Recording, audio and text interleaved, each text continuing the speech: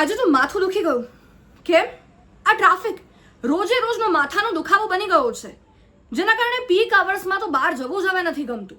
અને માત્ર મેટ્રો સિટીઝની જ સમસ્યા નથી, નાનામાં નાના શહેરમાં પણ ટ્રાફિકની મોટી સમસ્યા થઈ ગઈ છે, જેના નિવારણ માટે લોકોની આસ એ શહેરની પોલીસથી છે. પણ કામગીરી કેવી થાય છે? ભાઈ, વિસનગરમાં તો ખૂબ જ પ્રશંસનીય કામગીરી થાય છે.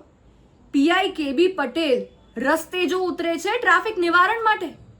નમસ્કાર, મહામંથન મંતવ્ય ન્યૂઝ સાથે હું છું કશિશ. દર્શક મિત્રો, જો તમારામાંથી કોઈ વિસનગરમાં રહે છે તો તમને ખ્યાલ જ હશે કે ત્યાં પણ ટ્રાફિકની સમસ્યા કેટલો મોટો માથાનો દુખાવો છે. પણ જે વિડીયો સામે આવી રહ્યા છે ને, અમારી ટીમે જે દ્રશ્યો પોતાની નજરો સમક્ષ નિહાળ્યા છે તે 100% પ્રશંસનીય છે.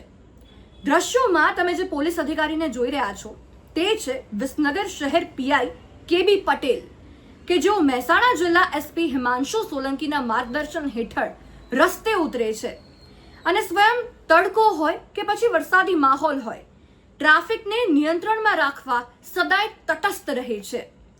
વિસનગરના સિંઘમ કેબી પટેલ ન માત્ર વર્ષોની ટ્રાફિકની સમસ્યા હલ કરી રહ્યા છે, પરંતુ સાથોસાથ ટ્રાફિક નિયમોને ભંગ કરનાર વાહન ચાલકોને શીખ પણ આપી રહ્યા છે.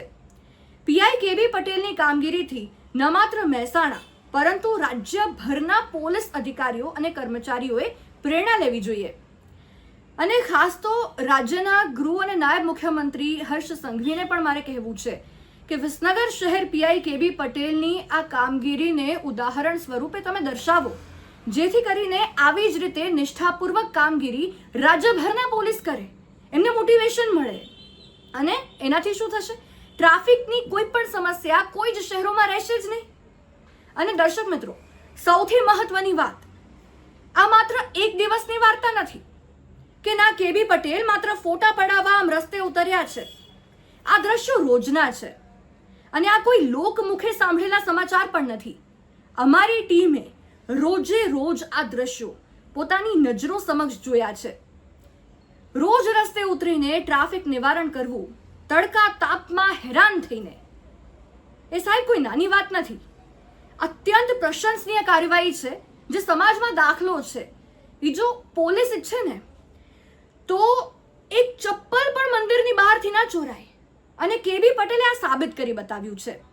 મહામંથન મંતવ્ય ન્યૂઝ પીઆઈ કેબી પટેલની આ નિષ્ઠાવાન કામગીરીને બિરદાવે છે.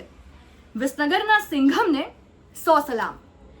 દર્શક મિત્રો, આ સમાચાર વધુને વધુ શેર કરો, જેથી રાજ્યભરની પોલીસને આ સમાચારથી પ્રેરણા મળે ને આવી જ રીતે નિષ્ઠાપૂર્વક કામગીરી કરે. અને આવા જ અવનવા સમાચાર માટે અમારી ચેનલને સબસ્ક્રાઇબ કરવાનું ભૂલતા નહીં. નમસ્કાર.